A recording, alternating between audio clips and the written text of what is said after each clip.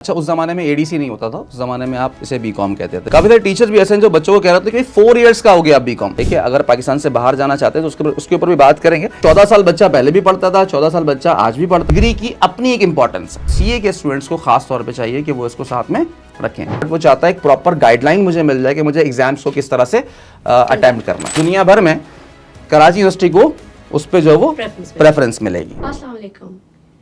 एक कोशिश जो हम अपनी पॉडकास्ट के थ्रू हमेशा जारी रखते हैं वो ये कि आपको कोई एक ऐसी इंफॉर्मेशन प्रोवाइड करें जो आपके लिए नई भी हो और ज़रूरी भी। बीकॉम की डिग्री का क्वेश्चन अक्सर स्टूडेंट्स हमसे करते हैं कि क्या ये एक सीए स्टूडेंट के लिए ज़रूरी है या नहीं। इस सवाल को नज़र में रखते हुए हमने आज अपने गेस्ट को अपने स्टूडियो बुलाया है और वो गेस्ट वो हैं जो पायनियर समझे जाते हैं ऑनलाइन एजुकेशन की फील्ड में। He was the first one who introduced his YouTube channel in Karachi for commerce field. ना सिर्फ ये, उनके आज एक नहीं 2 चैनल्स चल रहे हैं। एक जो उनके अपने नाम से है, जो स्पेसिफिकली कॉमर्स एजुकेशन प्रोवाइड कर रहा है, जिसमें एक नहीं 2 नहीं बल्कि 81,000 सब्सक्राइबर हैं और उनके पास 1500 पेड स्टूडेंट्स हैं जो वहाँ से ऑनलाइन कोर्सेज और एजुकेशन हासिल कर रहे हैं। दूसरा चैनल जो उन्होंने अपनी ही एक जिसे हम कहते हैं ना for humanity, this is a act of humanitarian aspect जो उन्होंने स्टार्ट किया, which is for general education where he provides not only just English language but also other skill courses to number of students is also there. So, without further ado, I want to introduce Mr. Amjad Niaz. अस्सलाम वालेकुम। वालेकुम सलाम। कैसे हैं sir आप? अल्हम्दुलिल्लाह, आप खैरियत से हैं? मैं बिल्कुल ठीक। आपके चैनल्स ने तो कराची में धूम मचाई हुई है। माशाल्लाह। ठीक है। अच्छा सर, मुझे ये बताइए कि वैसे तो आपके 2 चैनल्स हैं, इन पे हम आराम से बात करेंगे कि एक चैनल जो है वो स्पेसिफिकली कॉमर्स फील्ड के लिए है और दूसरा जनरल एजुकेशन के लिए। उस सबसे पहले जो सबसे इंटरेस्टिंग सवाल है वो मेरा आपसे ये है कि आपने अपनी एजुकेशन की जर्नी में किस तरह की चैलेंजेस फेस किए और किस तरह की चीज़ें जो हैं वो आपके सामने आई और उन एक्सपीरियंसेस से आज आप यहाँ पर हैं। देखिए, इसमें सबसे पहली चीज़ तो ये कि 2008 में मैंने बीकॉम किया। अच्छा, उस ज़माने में एडीसी नहीं होता था, उस ज़माने में आप इसे बीकॉम कहते थे, जिसे आज हम एडीसी का नाम देते हैं। अच्छा, बीकॉम करने के बाद देन मैंने थोड़ा सा गैप दिया क्योंकि मैंने टीचिंग करियर अपना स्टार्ट किया वहाँ पर और मुझे उसी ज़माने से ही पढ़ाने का काफ़ी ज़्यादा इंटरेस्ट था। मेरे अपने टीचर ने मुझे बुलाया और उन्होंने मौका दिया कि भाई आप इसको कंटिन्यू करो, इसको परस्यू करो। तो 3-4 साल तो मैं पढ़ाने में ही, मतलब फ़िज़िकल एजुकेशन के अंदर ही गुजारे मैंने। और उस दौरान मैं ये सोचता था कि कुछ ऐसा हो कि मैं मास ऑडियंस को रीच कर पाऊँ किसी तरीके से, और ये ख़ुद से ही मेरे दिमाग में चीज़ें आती थी। और यूट्यूब पर मैं अक्सर कुछ कॉन्सेप्ट्स को लेकर कुछ चीज़ों, जब हम टीचिंग स्टार्ट करते हैं तो हमें एक लर्निंग प्रोसेस के अंदर होते हैं। हम चाहते हैं कि कुछ नया सीखें, कुछ अच्छा डिलीवर करें, कुछ डिफरेंट अंदाज में डिलीवर किया जाए। तो उस हवाले से मैं अक्सर यूट्यूब पे ब्राउजिंग करता था कुछ डिफरेंट टॉपिक्स को लेकर, तो मुझे वहाँ पर सिर्फ इंडियन कंटेंट देखने को मिलता था, और जो कि बड़ा सरप्राइजिंग भी था और बुरा भी लगता था कि यार पाकिस्तान में या कराची में कोई ऐसा चैनल नहीं है कि जहाँ पर कोई पाकिस्तानी टीचर मुझे नहीं मिलेगा कि जिससे मैं कुछ सीख पाऊँ। तो ऐसा मुझे देखने को नहीं मिला। तो देन आई डिसाइडेड कि मुझे ऐसा कोई चैनल स्टार्ट करना चाहिए। तो स्पेसिफिकली मैंने अपना ही चैनल स्टार्ट किया। और उस ज़माने में आपको मैं बताऊं, ये बात कर रहा हूँ मैं 2013-14 की बात कर रहा हूँ। ये वो टाइम था कि आप अगर मार्केट में जाते थे कि भाई मुझे कैमरा चाहिए, मुझे माइक चाहिए, मुझे ट्राइपॉड चाहिए, इवन तो मुझे तो इन चीज़ों का एक्सपीरियंस भी नहीं था ना कि ये चीज़ें कहाँ से मिलेंगी और कैसे मिलेंगी। तो देन मैंने बहुत इसके ऊपर रिसर्च की, लेकिन पाकिस्तान में ये सारी चीज़ें हमें देखने को आमतौर पे नहीं मिलती थी। तो मैंने इसका एक हल निकाला कि भाई कुर्सी ली, उस पर ट्राइपॉड भी नहीं था, वो था सेल्फी स्टिक होती थी इसी ज़माने में। अब वो सेल्फी स्टिक और उस पर फ़ोन लगाकर मैंने फाइनली इसको स्टार्ट किया। तो वो कहते हैं ना कि जब आप किसी चीज़ को स्टार्ट करते हो तो फिर आप उसमें फिर सीखते जाते हो, आप ग्रो करते जाते हो, फिर अल्लाह भी आपकी मदद करता है और आगे बढ़ते जाते हो। तो मैंने ये स्टार्ट किया और कुछ टाइम तो बहुत ज़्यादा ऐसा लगा कि भाई नहीं, पाकिस्तान में शायद नहीं चलने वाली ये चीज़ें, छोड़ देना चाहिए इसको। तो मैंने फिर कुछ गैप भी दिया इसमें। देन आई स्टार्टेड अगेन और फिर अल्हम्दुलिल्लाह आज यहाँ पर मैं पहुँचा कि 2018 में 19 में मेरे पास ऑलमोस्ट 50 के सब्सक्राइबर्स के हो चुके थे। और ये है मेरी ओवरऑल जर्नी जो कि स्पेसिफिकली मैंने कॉमर्स के हवाले से बनाया। देन मैंने ये सोचा कि भाई कुछ ऐसा होना चाहिए, ये तो खास कॉमर्स के बच्चों के लिए मैंने कर लिया, अब कुछ ऐसा हो कि जनरल एजुकेशन की तरफ भी हम जाएं जिसमें स्किल, क्योंकि आजकल हम स्किल बेस्ड एजुकेशन की बहुत ज़्यादा बात करते हैं, चाहे हमारा कॉमर्स का बच्चा हो, सीए का बच्चा हो, एसीसीए किसी भी फील्ड का स्टूडेंट हो, उसको स्किल बेस्ड चीज़ें जो वो आनी चाहिए। अगर वो फ्रीलांसिंग साथ साथ करना चाहता है तो उसको उन चीज़ों का भी पता होना चाहिए।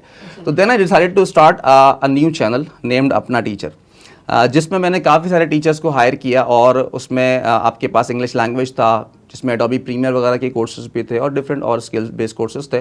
तो डिफरेंट टीचर्स ने मुझे ज्वाइन किया और अल्हम्दुलिल्लाह उसमें भी आज 580,000 सब्सक्राइबर्स वहाँ पर भी मौजूद थे। तो ओवरऑल ये मेरा, इसके अलावा मैं कुछ ख़ास नहीं कर पाया।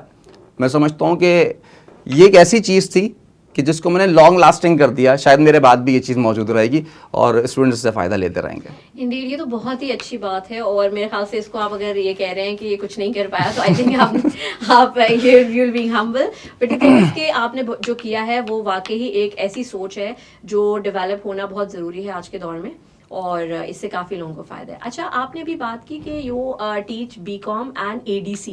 एडीसी क्या है, इसको थोड़ा सा आप एक्सप्लेन करें हमारे स्टूडेंट्स के लिए। अच्छा, एक ज़माने में मैंने आपको बताया कि 2020 से पहले 19 कोविड के आने से पहले इसे हम कहते थे बीकॉम।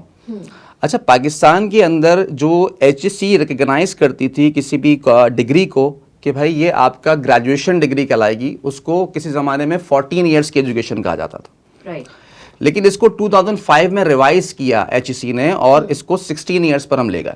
ठीक है। लेकिन अलमिया ये रहा कि 2020 तक कराची यूनिवर्सिटी भी और डिफरेंट और यूनिवर्सिटीज़ भी इसको बीकॉम को 14 ईयर्स को ग्रेजुएशन कहती रही और उसको मुसलसल ऑफर करती रही। लेकिन अब 18 के बाद से बाकायदा एक नोटिफिकेशन आता है HSC का और वो कहता है कि भाई अब आप जो है वो इसको एसोसिएट डिग्री कर दें, क्योंकि आप इसको अब ग्रेजुएशन नहीं कह सकते। तो पहला ये फ़र्क समझना हमारे यहाँ बड़ा ज़रूरी है। काफ़ी सारे टीचर्स भी ऐसे हैं जो बच्चों को कह रहे थे कि 4 ईयर्स का हो गया अब बीकॉम। अक्सर मेरे पास भी क्यूरीज आती हैं और वो कहते हैं कि सर बीकॉम अब 4 ईयर्स का हो चुका है। तो ऐसा नहीं है, बीकॉम को अब कर दिया गया है ख़त्म। अब सिर्फ और सिर्फ एक ही डिग्री है जिसका नाम है एसोसिएट डिग्री इन कॉमर्स, जिसे हम ADC कहते हैं, और उसको 2 ईयर्स का ये हमारा प्रोग्राम है।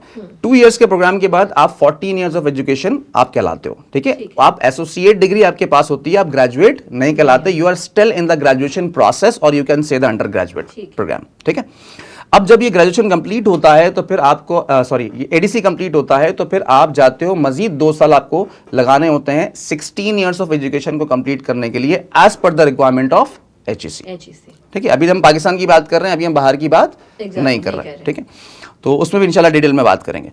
तो 16 साल की एजुकेशन आपको कंप्लीट करनी होती है अगर आपको यहाँ पर बाकायदा ग्रेजुएट कहलाना है।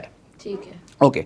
तो अब उसके बाद आप चाहें तो आगे मास्टर परस्यू कर सकते हैं, वो 1 साल 1.5 साल का आपका मास्टर्स होता है, इसमें आप MBA वगैरह भी कर सकते हैं। तो ये डिफरेंस है ADC का और बीकॉम का। आज बच्चे ये ना कहें, स्टूडेंट्स ये ना कहें, ना टीचर्स ये बात कहें कि बीकॉम अभी भी कंटिन्यू है।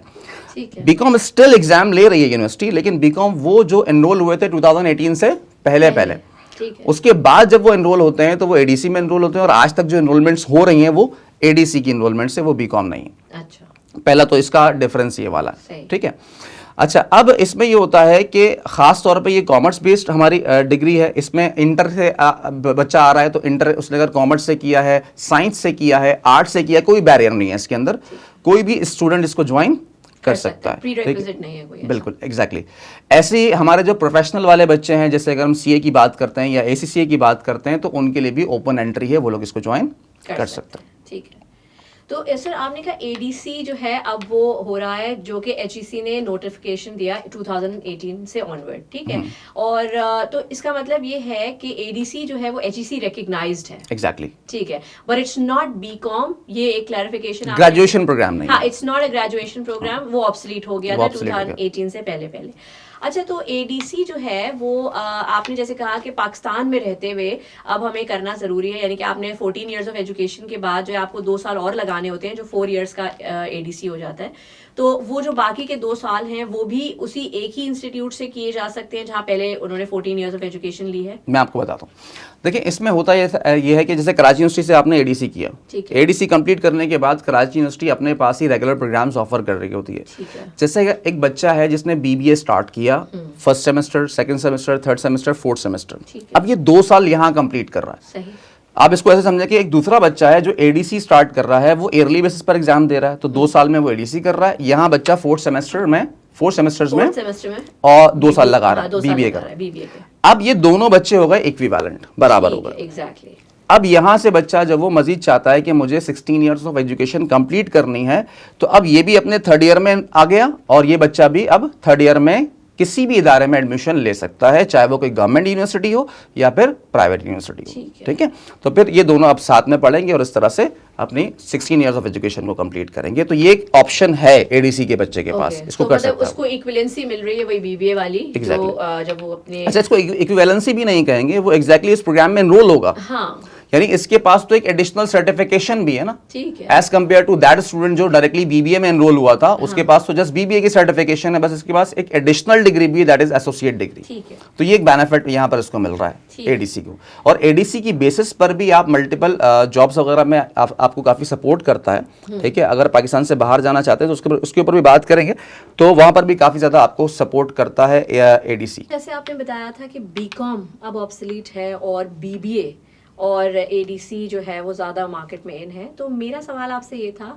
कि पहले यानी कि 2018 से पहले तो यूजुअली ये कॉन्सेप्ट था कि जितने भी सीए के स्टूडेंट्स थे वो अपने साथ एडिशनली बीकॉम की डिग्री लेते थे, क्योंकि उनके लिए बड़ी ज़रूरी हो जाती थी अगर if they want to move outside Pakistan, या अगर वो यहाँ पे भी किसी अच्छी इंडस्ट्री में जा रहे हैं जो एमएनसीज हैं, तो उन्हें एक डिग्री कोर्स करना पड़ता था।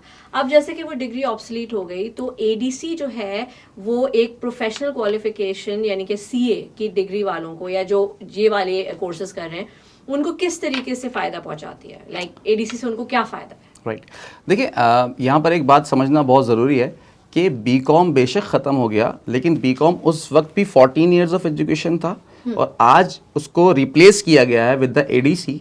ADC still a 14 years of education. Okay, ठीक है, तो ये यहाँ पर अगर उसकी क्रेडिबिलिटी के ऊपर हम बात करें तो उसमें कोई खास चेंजेस आपको देखने को नहीं मिलेंगे, सिवाय इस बात के कि पहले हम उसे बीकॉम कहते थे, नाम बदल दिया अब उसका, अब आज हम उसको एडीसी कह रहे हैं। ठीक है, 14 साल बच्चा पहले भी पढ़ता था, 14 साल बच्चा आज भी पढ़ता है, जो कोर्सेज वो उस जमाने में पढ़ता था वही एग्जैक्टली सेम, सिलेबस भी सब कुछ सेम है, वो आज वो भी वही पढ़ रहा है, कुछ भी उसके अंदर चेंजेस नहीं। अच्छा, एक स्टूडेंट वो है जो सीए करके जा रहा है, सिर्फ सीए करके जाता है और वो किसी मिडिल ईस्ट की किसी भी कंपनी के अंदर अप्लाई करता है। अच्छा, यहाँ से आप वीज़ा प्रोसेस करवाते हैं, चाहे वर्क वीज़ा है या इमिग्रेशन के आप अप्लाई कर रहे हैं, तो यहाँ पर आपको देखें, यहाँ पर एडिशनल बेनिफिट मिलता है उस स्टूडेंट को जो सीए के साथ साथ एडीसी करके जा रहा है। क्योंकि देखिए, दुनिया भर में सीए की बात अपनी जगह पर बिल्कुल है, उसकी वैलिडिटी अपनी जगह पर बिल्कुल है, लेकिन डिग्री की अपनी एक इंपॉर्टेंस है। देखिए, आप आज भी कंपेयर करें ना कि भाई अगर मैं सीए का ICAP का मेरे पास सर्टिफिकेशन है और साथ में मैं उसको देखता हूं कि मेरे पास एक डिग्री है कराची यूनिवर्सिटी की, तो दुनिया भर में कराची यूनिवर्सिटी को उस पे जो वो प्रेफरेंस मिलेगी। ठीक है, तो ये ज़्यादा उसको कंसीडर करते हैं। तो इसलिए स्टूडेंट्स को चाहिए कि वो डिग्री प्रोग्राम को, सीए के स्टूडेंट्स को खास तौर पे चाहिए कि वो इसको साथ में रखें, तो ये आपको एडिशनल बेनिफिट प्रोवाइड करता है। मिडिल ईस्ट में 14 इयर्स ऑफ एजुकेशन को भी काफ़ी हद तक समझा था। अगर कोई बच्चा ऐसा है जो हमें सुन रहा है जो 14 साल की एजुकेशन लेकर जाता है, तो उसको इसके काफ़ी सारे फायदे होने वाले हैं, चाहे वर्क वीज़ा के हवाले से बात करें या फिर इमिग्रेशन वीज़ा के हवाले से बात करें, तो ये बेनिफिट है। अच्छा, फिर हम बात करते हैं कि अगर कोई ऐसा स्टूडेंट है जो वेस्ट की तरफ जाना चाहता है, वेस्टर्न यूरोप की तरफ जाना चाहता है, अब यहाँ पर अगर हम देखें तो यूएसए या कनाडा, तो वहाँ पर भी आपके पास एग्जैक्टली पाकिस्तान वाला ही रूल है कि 16 इयर्स ऑफ एजुकेशन को वो ग्रेजुएशन कहते हैं। तो अगर कोई स्टूडेंट ऐसा है कि जो ये प्लान कर रहा है, तो उसे फिर चाहिए कि वो सीए के साथ साथ दो रूट्स हैं उसके पास, 2 तरीक़े हैं कि वो 16 इयर्स ऑफ एजुकेशन को कंप्लीट कर सकता है। देखिए, पहला जो तरीका है ना, वो उसके लिए कॉम्प्लिकेटेड हो सकता है सीए के स्टूडेंट के लिए। कौन सा वाला? कि जिसमें वो बीबीए में डायरेक्टली कराची यूनिवर्सिटी में एनरोल होता है, फिर उसको रेगुलर वहाँ पर क्लासेस लेना पड़ती हैं, तो उसके अगर वो सीए के साथ इन मामलात को चलाएगा तो उसके लिए काफ़ी ज़्यादा कॉम्प्लिकेटेड हो सकता है। तो उसके लिए दूसरा वाला ऑप्शन ज़्यादा अच्छा है। और दूसरा ऑप्शन क्या है कि वो सीए की पढ़ाई तो कर ही रहा है, साथ साथ वो एनरोल हो जाता है एडीसी में।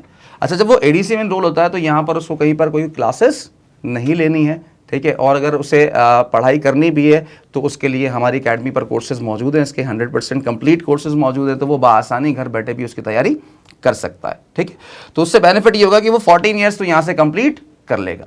फिर बाद में अपनी चीज़ों को देखते हुए वो 2 साल मजीद कंप्लीट करता है और 16 साल की एजुकेशन उन स्टूडेंट्स के लिए बात कर रहा हूँ जो जाना चाहते हैं कहाँ पर, यूएस या फिर कनाडा की तरफ जाना, तो वहाँ पर उनको 16 ईयर्स चाहिए। कंपैरेटिवली अगर हम बात करते हैं यूके की, तो वहाँ पर आपके पास 15 ईयर्स ऑफ एजुकेशन को ग्रेजुएशन कंसिडर किया जाता है, ठीक है। तो वहाँ पर भी अब आप इसको देख सकते हैं, इसको कंपेयर कर सकते हैं डिफरेंट कंट्रीज से। तो ले देकर बात यह है, इसको समअप अगर मैं करूं तो आपके तमाम स्टूडेंट्स जो भी सीए के स्टूडेंट्स हैं उनको लाजमी है कि वो एटलीस्ट एडीसी की जो डिग्री है उसे ज़रूर होल्ड करें, ये उनके लिए बहुत ज़रूरी हो जाता है। अच्छा, ठीक है। अच्छा, आपने कहा कि ये लाजमी भी है और इट्स इम्पॉर्टेंट अगर वो इन रीजन्स में जाना चाहते हैं। अच्छा, मेरा एक ये सवाल भी था कि जैसे कि आपको पता है सीए एक बहुत ज़्यादा एक्सटेंडेड सिलेबस और करिकुलम पे डिवाइडेड है, तो एडीसी अगर कोई बच्चा सीए के साथ साथ करना चाहे तो क्या वो मैनेज कर सकता है, या ये कि वो एडिशनल कोई नई चीज़ पढ़ेगा जिसकी वजह से उसको एक अलग टाइम देना है और अलग तरीके से कुछ कॉन्सेप्ट समझने हैं, या उसके लिए ये चीज़ आसान हो? देखिए मैं इसको क्लियर कर देता हूँ। इस वक्त हमारी एकेडमी के अंदर काफ़ी सारे ऐसे स्टूडेंट्स हैं जो सीए के स्टूडेंट्स हैं, ठीक है। अगर मैं इसको रेशो में देखूँ तो ऑलमोस्ट 30% ऐसा स्टूडेंट मेरे पास आज है जो सीए साथ में कर रहा है, ठीक है। फिर ऐसे 15-20% बच्चा ऐसा भी है जो दूसरी प्रोफेशनल क्वालिफिकेशन के अंदर है, एसीसीए, आईसीएमए वगैरह, ठीक है। तो इसमें मतलब ऑलमोस्ट अगर मैं देखूं तो मेरे पास 40% से 50% स्टूडेंट प्रोफेशनल क्वालिफिकेशन का ऐसा होता है जो साथ में एडीसी प्रोग्राम को कर रहा है, परस्यू करता है, ठीक है। अच्छा, अब काफ़ी सारे स्टूडेंट ऐसे हैं जो रिमेनिंग वो ये सोच रहे होते हैं कि हमें करना चाहिए, बड़ी तादाद ऐसी है जो ये सोच रही है कि हमें करना चाहिए या नहीं करना चाहिए। तो उनके लिए मैं ये क्लियर कर दूं कि देखिए भाई कि यहाँ पर आपका जो सीए के कोर्सेज हैं उसका जो टेस्टिंग क्राइटेरिया है वो बहुत डिफरेंट है और एज कंपेयर टू एडीसी। अब जैसे मैं अकाउंटिंग की बात करूं, मैं प्रोफेशनल अकाउंटिंग का टीचर हूं, तो अकाउंटिंग में आपकी जो चीज़ें वो ऑलमोस्ट तकरीबन सेम है, उसमें कोई डिफरेंस नहीं है, बट पूछने का अंदाज डिफरेंट है।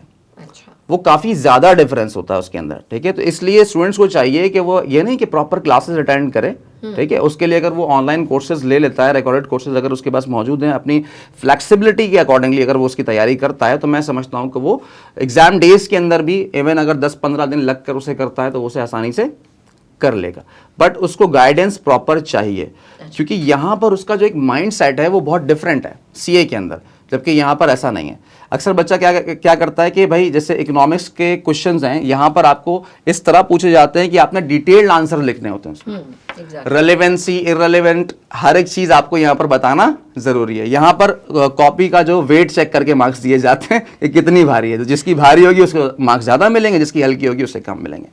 तो यहाँ पर रेलेवेंट इररेलेवेंट चीज़ें नहीं देखनी पड़ती, जबकि सीए बहुत ज़्यादा फोकस करता है इन चीज़ों को, क्योंकि वो उस चीज को फिर उस जुमरे में ले जाता है ना कि भाई बच्चे ने तो क्वेश्चन ही अंडरस्टैंड नहीं किया। एग्जैक्टली। और फिर प्रैक्टिकल यूज के लिए वो आपको तैयार कर रहे हैं, ठीक है। तो यहाँ पर तो अंडरस्टैंडिंग का इश्यू है, बट यहाँ पर वो कहता है अंडरस्टैंडिंग कहीं साइड लगाओ उसको, आप ये देखो कि भाई कितना लिखा है बच्चे ने। तो ये एक नॉर्मल हैबिट भी है। अक्सर बच्चे मुझसे ये क्वेश्चन भी कर रहे होते हैं, सर 10 नंबर का सवाल है, कितनी हेडिंग्स होनी चाहिए? 10 हेडिंग्स बहुत हैं, हम 10 हेडिंग्स लिख दें। अब चाहे उसका क्वेश्चन ये है कि आप उसको 2 हेडिंग्स के अंदर कंप्लीट कर सकते हैं, लेकिन उसके बावजूद आपका माइंडसेट क्या है कि आपको 10 हेडिंग्स लिखनी है, क्योंकि मार्क्स कितने हैं?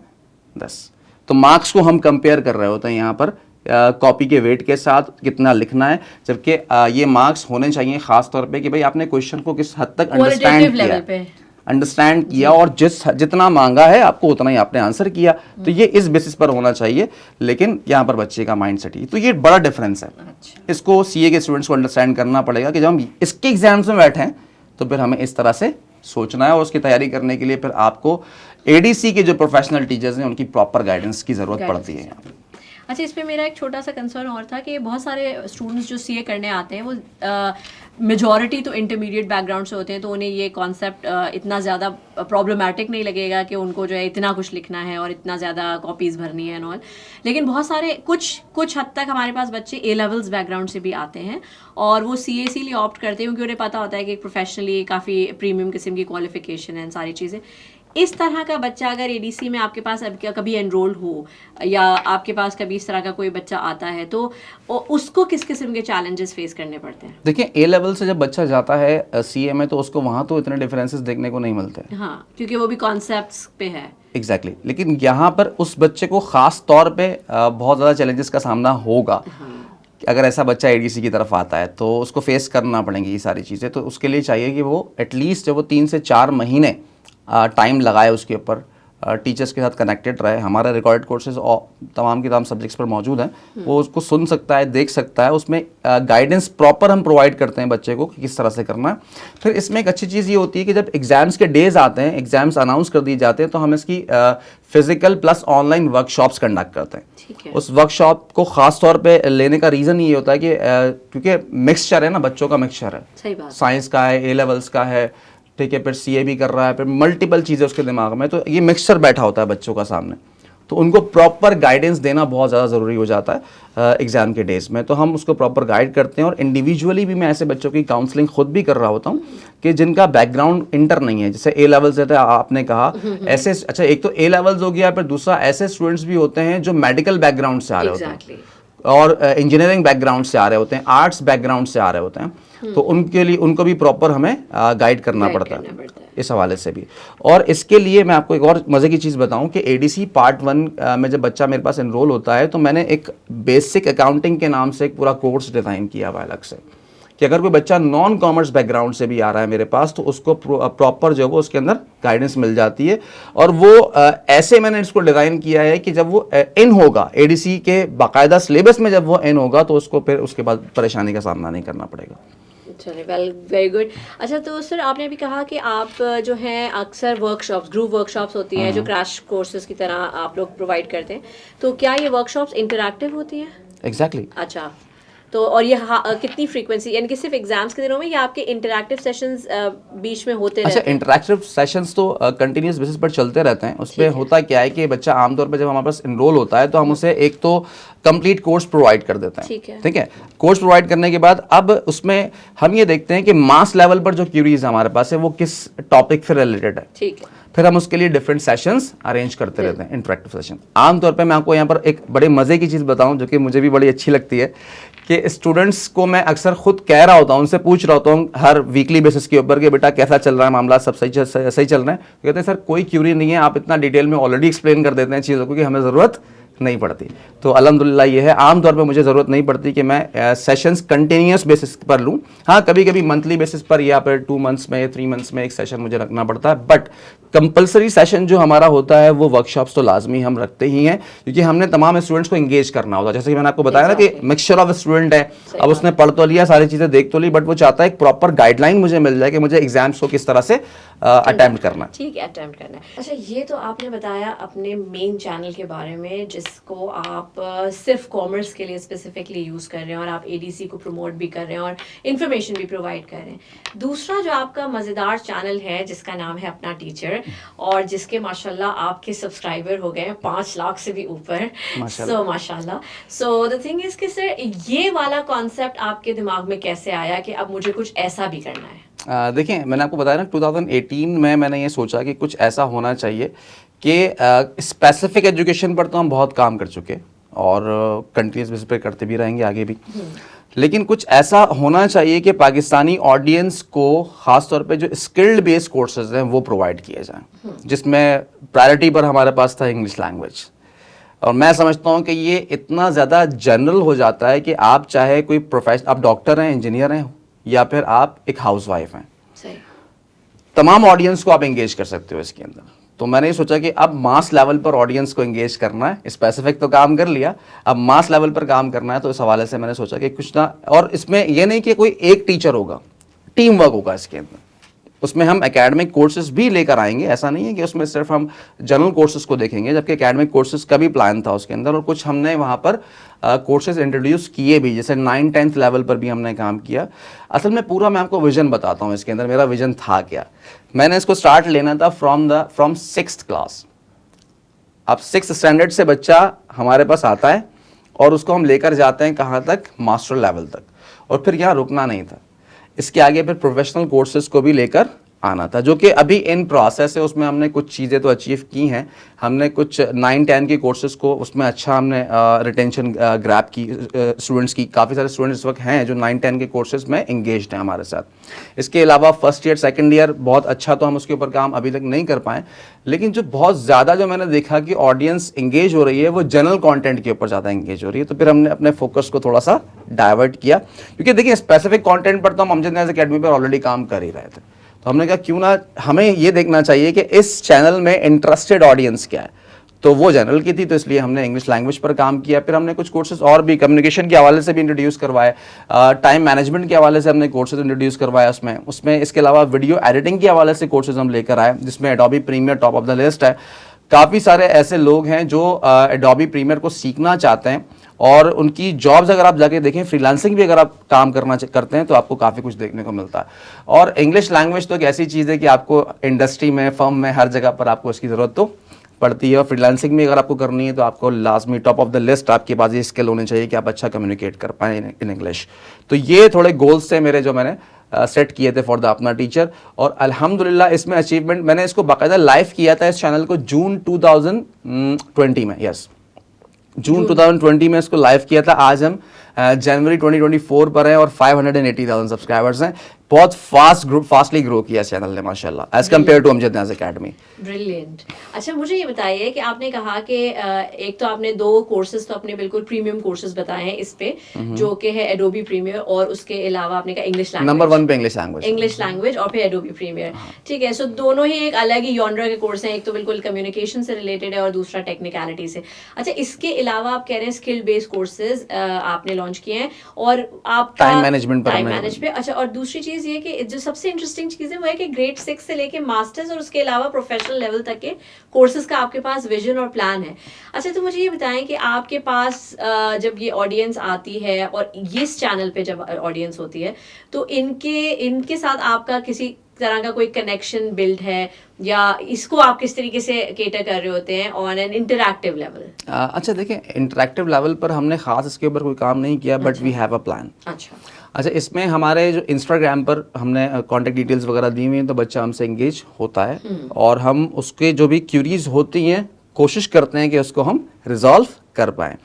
अच्छा, यहाँ पर है क्योंकि फ्री कंटेंट है तो ऑलरेडी हमारे पास यूट्यूब पर मौजूद है कंटेंट, ठीक है, तो ज़्यादा क्यूरीज वहाँ से जनरेट होती भी नहीं, और ना ही हमने कोई ऐसी चीज़ वहाँ पर रखी है कि आप इंटरेक्शन के हवाले से कोई चीज़ क्रिएट कर पाएँ। जैसे अमजद न्याज़ एकेडमी पर तो हम ये ऑफर करते हैं ना कि भाई आपको पेड कोर्सेज हमारे मिल जाएंगे, अकाउंटिंग के, इकोनॉमिक्स के, स्टेटिस्टिक्स के, कॉस्ट अकाउंटिंग, एडवांस अकाउंटिंग, और वहाँ पे कॉन्टेक्ट डिटेल्स भी देते हैं, तो बच्चा ज़्यादा इंगेज होता है हमारे साथ। तो वो चूँकि था ही हमारा एक तो जनरल था, फिर दूसरा ये कि इंगेजमेंट के हवाले से हमने कोई खास डिटेल्स वगैरह वहाँ पर शेयर भी नहीं की, जस्ट बच्चा वहाँ से मूव ऑन होता है। आपको पता ही आमतौर पे एक नॉर्मल जो वो कल्चर है कि यूट्यूब से आप किसी से इंस्पायर होते हैं तो आप फौरन इंस्टा पे ढूंढते हो उसे, इंस्टाग्राम पे ढूंढते हैं। तो इस तरह से अगर कोई बच्चा चलते फिरते हमारे पास आ जाता है तो हम उसको जितना एंटरटेन कर सकते हैं वो करते हैं। अच्छा, एंटरटेनमेंट से याद आया कि क्या आपका ये चैनल एंटरटेनमेंट से रिलेटेड भी कोई कोर्सेज कराता है, फॉर एग्जांपल मीडिया और समथिंग लाइक दैट? नहीं, अभी तक नहीं, but we have a plan इंशाल्लाह। क्योंकि अभी आपने कहा कि आपके यहाँ फोटोग्राफी वगैरह पे तो कोर्सेज हैं, काफ़ी सारे प्लान्स हैं। आप देखें, आप सोचते जाएंगे चीज़ें ख़त्म नहीं होंगी, कुछ ना कुछ नया आता रहेगा आपके पास। बट मेरी कोशिश ये थी कि मैं इसको एजुकेशन के अंदर रखूं, ठीक है। अब फोटोग्राफी इज ऑल्सो एजुकेशन, ठीक है। तो अब अगर हम जाएंगे फिल्म मेकिंग, असल में अगर इसको मैं नाम दूं तो वो एक फिल्म मेकिंग होगी। फिल्म मेकिंग के अंदर आपकी प्रोडक्शन है, फिर पोस्ट प्रोडक्शन है, डिफरेंट चीज़ें हैं उसमें।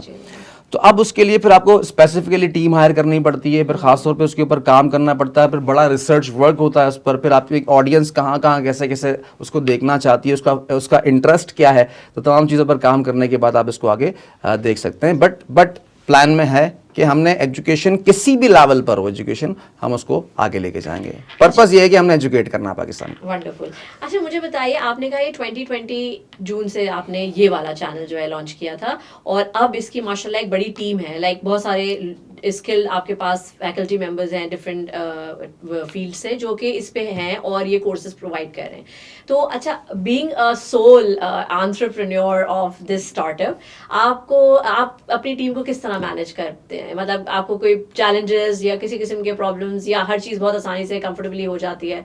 So how is your experience with the team? Because before that जो आपने 2014 से 18 तक काम किया, दैट्स ऑलमोस्ट योर वर्क, क्योंकि सब कुछ कॉमर्स स्पेसिफिक है, so it's your because you are the master of it. But अब आपको इतने सारे लोगों को डिफरेंट डिफरेंट यानी कि बैकग्राउंड के साथ डील कर रहे हैं आप, और एक टीम लेके चल रहे हैं. ऑब्वियसली आपकी एक टेक्निकल टीम भी होगी because it's a huge channel which you are maintaining. तो ये आपका कैसा एक्सपीरियंस है? देखिए, अच्छा, इसमें सबसे पहले हम फैकल्टी के ऊपर बात करते हैं. ठीक है. तो बड़ा अच्छा क्वेश्चन है आपका ये.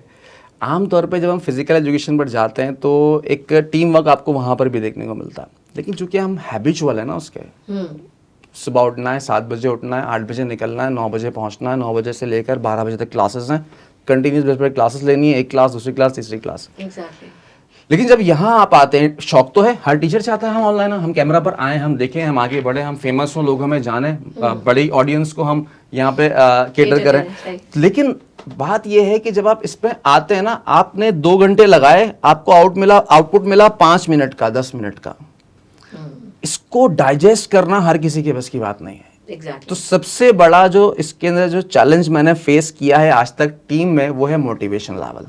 Exactly. आपको टीम को मोटिवेट करके रखना है किसी भी तरीके से, चाहे आप स्पीचेस से उसको मोटिवेट करते हो, आप मनी कंसिडरेशन से मोटिवेट करते हो, आप उसको फॉलोइंग से मोटिवेट करते हो. देखें, जिस टीचर के पास तो फॉलोइंग आ गई, उसके लिए सबसे बड़ा मोटिवेशन ये है कि हाँ, मुझे सुनने के लिए ऑडियंस मौजूद है और ऑडियंस मेरे अगली वीडियो का इंतजार कर रही है, तो वो तो ऑलरेडी सेल्फ मोटिवेटेड है. ठीक है. लेकिन एक ऐसा टीचर जो ये देख रहा है कि नहीं यार, अभी व्यूअरशिप इतनी अच्छी नहीं है मेरी, बट मेरे कंटेंट में जान है, ये बड़ा डीमोटिवेट करती है आपको कि आप इतना अच्छा कंटेंट डिलीवर कर रहे हैं लेकिन ऑडियंस नहीं देख रही.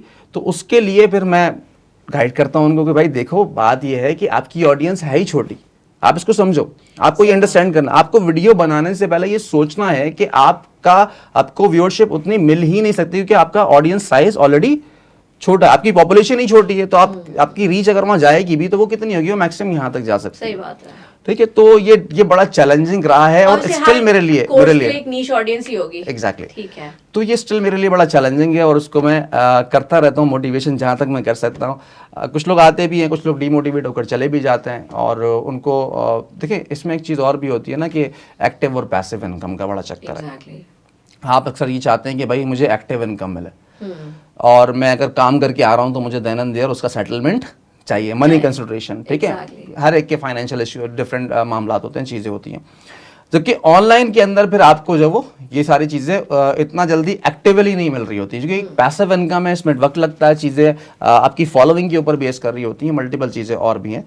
और बाकी रहा टीम के हवाले से, तो टीम अगर आप प्रोफेशनली हायर करते हैं तो मैं समझता हूँ कि शायद आपको वहाँ पर इतने ज़्यादा एफर्ट नहीं करने पड़ते.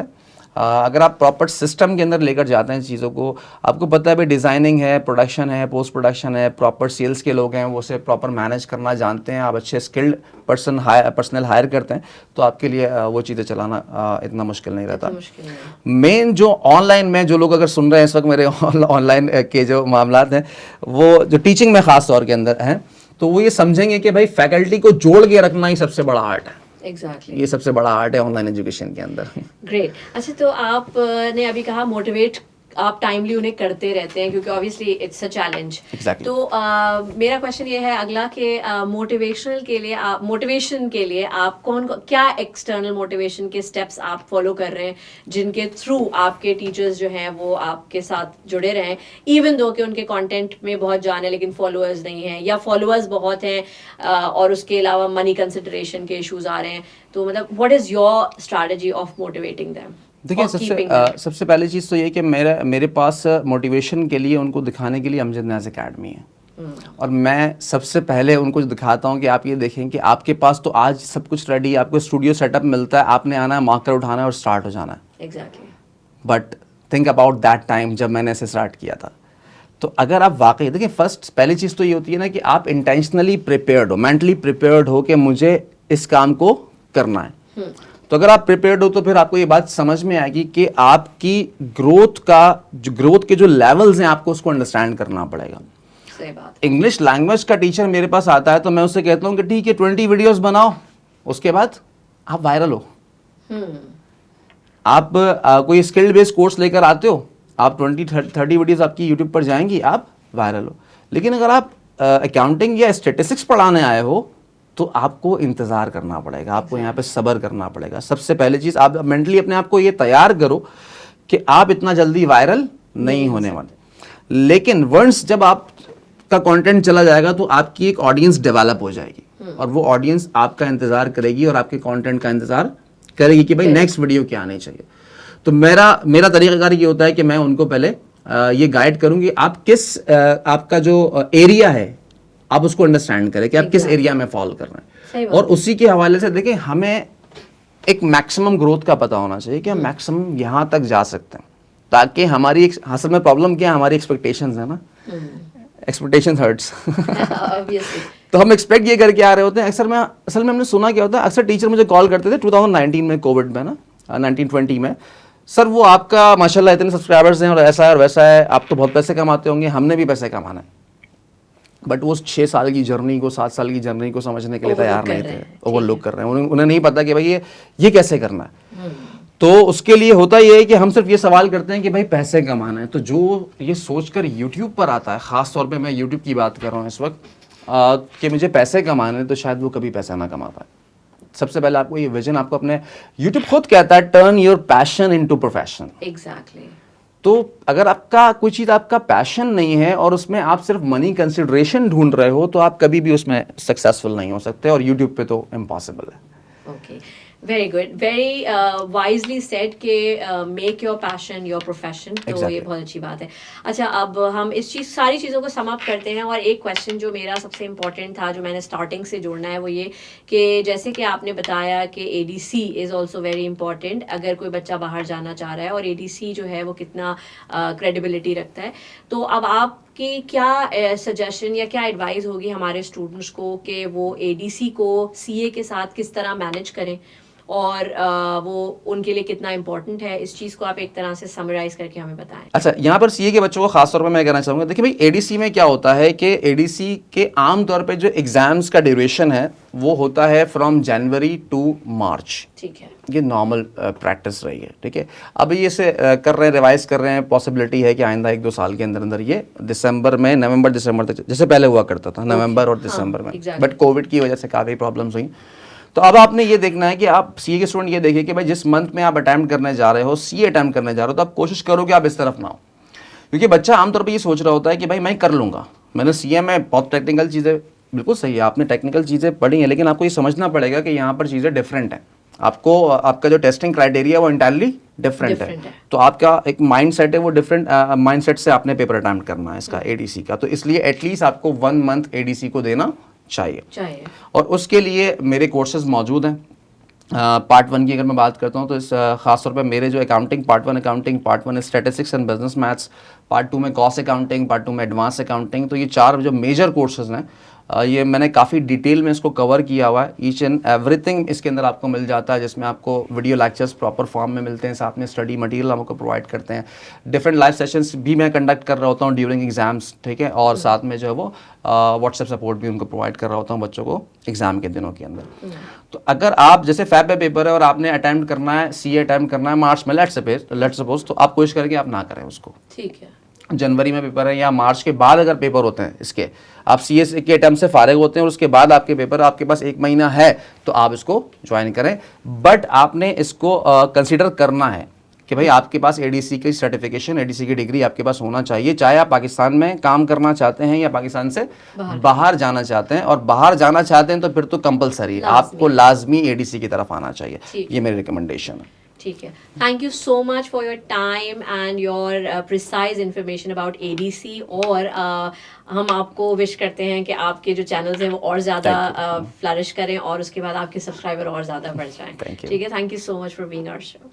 So students, this is a very wise saying, and it is said by YouTube, as Mr. Amjad quoted, और उन्होंने भी इस चीज़ को emphasize किया कि make your passion a profession, तभी आप आगे success देखते हैं। अच्छा, और सबसे अच्छी बात जो आज के इंटरव्यू में थी वो ये थी कि उन्होंने ADC को इतनी अच्छी तरह डिटेल में आपको समझाया है कि आई होप कि सारे स्टूडेंट्स को उसकी वैल्यू और उसकी क्रेडिबिलिटी का पता चला होगा और वो उसे परस्यू करेंगे। दूसरी चीज़ कि always keep a goal, but make it a smart गोल, क्योंकि जिस तरह आज सर अमजद ने हमें समझाया कि किसी भी ड्रीम, किसी पैशन, किसी भी गोल या किसी भी विश को अचीव करने के लिए अगर आपने स्टेप्स समझ लिए हैं और आप उन स्टेप्स को फॉलो करते हुए उस ड्रीम की तरफ देख रहे हैं, तो that dream can become reality, otherwise it will remain a far fetched dream. इसी के साथ इजाज़त दीजिए, अल्लाह हाफ़िज़।